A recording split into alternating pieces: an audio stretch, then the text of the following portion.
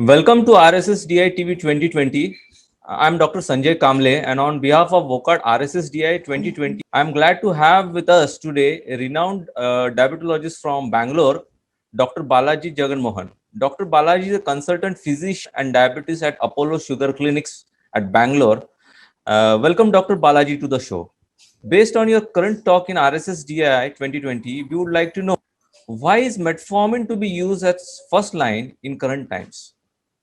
So, as you rightly pointed out, metformin is a drug that has withstood the test of time. It was discovered or launched somewhere rather in 1950. So, for the last 70 years, it has been there in the market.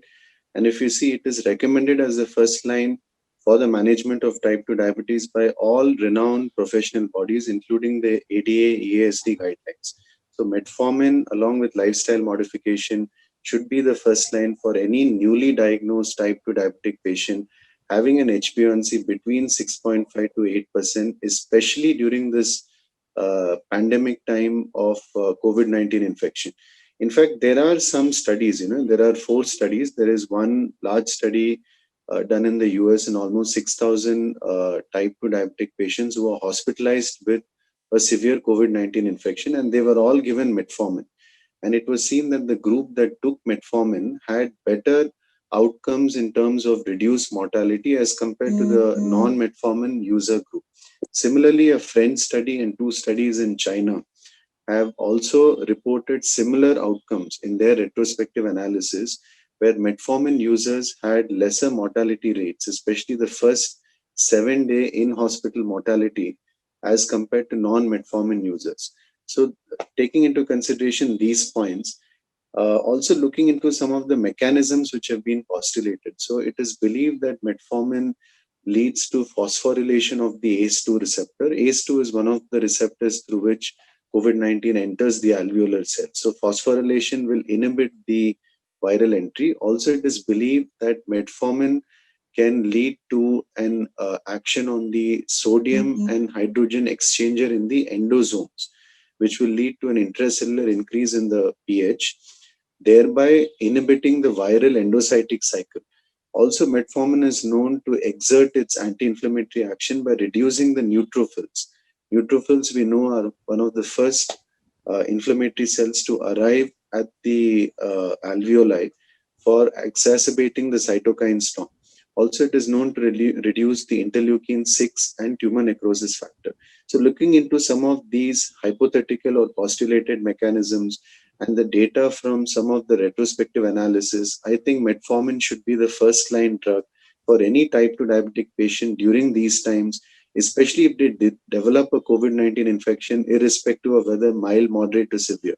Only one word of caution: in a hospitalized severe COVID-19 patient, if the patient develops a multi-organ failure, if the patient has severe hypoxia or gastrointestinal symptoms, there we should avoid metformin to avoid the risk of lactic acidosis.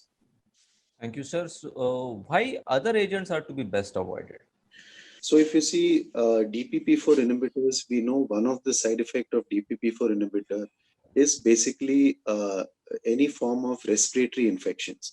So COVID-19 being a respiratory infection, this could further exacerbate and possibly reduce the immune response. So DPP4, not much data is available. SGLT2 inhibitors, on the other hand, can cause euglycemic ketoacidosis. It can lead to dehydration, pre-renal azotemia. DKA is one risk that is always there. So SGLT2 also in patients with moderate to severe or even hospitalized newly diagnosed type 2, we should try to avoid. Other agents like sulfonylureas that runs the risk of hypoglycemia, weight gain. Hypoglycemia especially can lead to a major hypoglycemic episode in a newly diagnosed patient, thereby warranting that patient to visit their treating physician. So I think these drugs are best avoided. So, sir, should insulin be the first option in the current pandemic times? So insulin again, unless the patient comes with osmotic symptoms, glucotoxicity, it should not be the first line. Any newly diagnosed type 2 DM with HbA1c 6 to 9%, if you give insulin, there again that person runs the risk of a hypoglycemia. Although insulin is very good for hospitalized patients, extremely high sugars, such cases we can use. But otherwise, for first line, mild cases where HbA1c is not very high, it is better to use a drug like metformin and try to avoid insulin. So thank you so much, sir, for sharing your views, and stay tuned to RSSDI TV 2020 for more recent updates from RSSDI. Thank you so much. Thank you so much. Thank you.